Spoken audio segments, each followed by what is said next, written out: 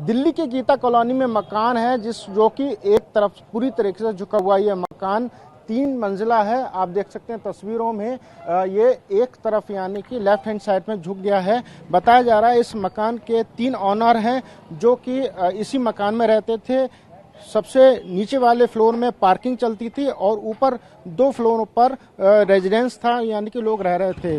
पिछले 2 साल से अड़ोसी पड़ोसी के जो मकान हैं वो लोग इस मकान के झुकने की शिकायत कर रहे थे क्योंकि इसका स्ट्रक्चर काफ़ी पुराना है, लिहाजा लोगों के अंदर ये दहशत थी ये मकान कभी भी गिर सकता है और इसको लेकर दिल्ली म्यूनिसिपल कॉरपोरेशन लिमिटेड में यानी कि एनडीएमसी में शिकायत लगातार दे रहे थे, लेकिन कोई कार्रवाई नहीं हो रही थी। चूंकि मंगलवार को तेज बारिश हुई थी और बारिश के चलते ये और भी झुक गया है। आप देख सकते हैं तस्वीरों में कि ये जो बगल में जो मकान है उससे थोड़ा सा और खिसक गया है और बीच में दरार आ गई है। जो स्थानीय लोग हैं पिछले 2 साल से इसकी शिकायत कर रहे थे लेकिन कोई सुनवाई नहीं हो रही थी।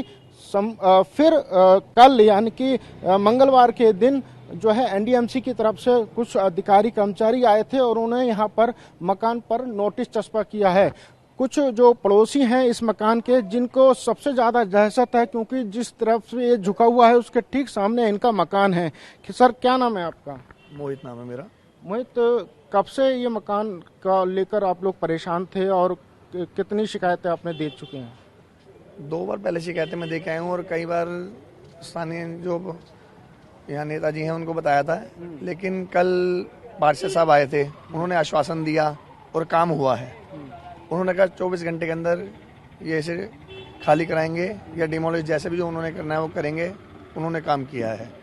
अच्छा, समस्या क्या आ रही थी क्योंकि 2 साल से आप लगातार शिकायत दे रहे हैं, किस तरह की समस्या आ रही थी? इसके ऑनर्स अलग अलग हैं और कोई यहाँ रहता नहीं है। एक ही फ्लोर पे बंदे रह रहे हैं और 4 फ्लोरों के ऑनर्स अलग अलग हैं। समस्या यहाँ है।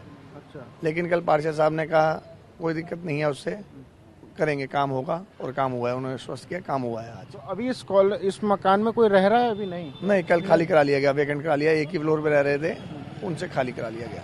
खाली करा लिया बिल्कुल। लेकिन डर का माहौल तो अभी भी है। सर अगर वो सील करते हैं बिल्डिंग तो तब भी गिरेगी ही गिरेगी जब वो पोजीशन में है, तो इसे डिमोलिश का ही थोड़ा वो है।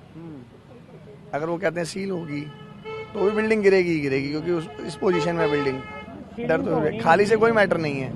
निश्चित तौर पर खाली कराने का सलूशन नहीं है। इस पूरी बिल्डिंग को जो कि पूरी पुरानी अभी दिखाई दे रही है और इसको डिमोलाइज कराने का ही सलूशन है क्योंकि अगर ये अचानक गिरती है तो कहीं ना कहीं जान माल का नुकसान होगा। आप देख सकते हैं तस्वीरों में 28 तारीख को यानी कि कल मंगलवार को यहाँ पर एनडीएमसी की तरफ से एक नोटिस भी चस्पा किया गया था जिसमें सूचना दी गई है कि इस मकान के 3 अलग अलग फ्लोर के जो मकान के मालिक हैं वो यहाँ रहते हैं। उनको नोटिस चस्पा किया गया है कि वो लोग यहाँ से मकान को खाली करें।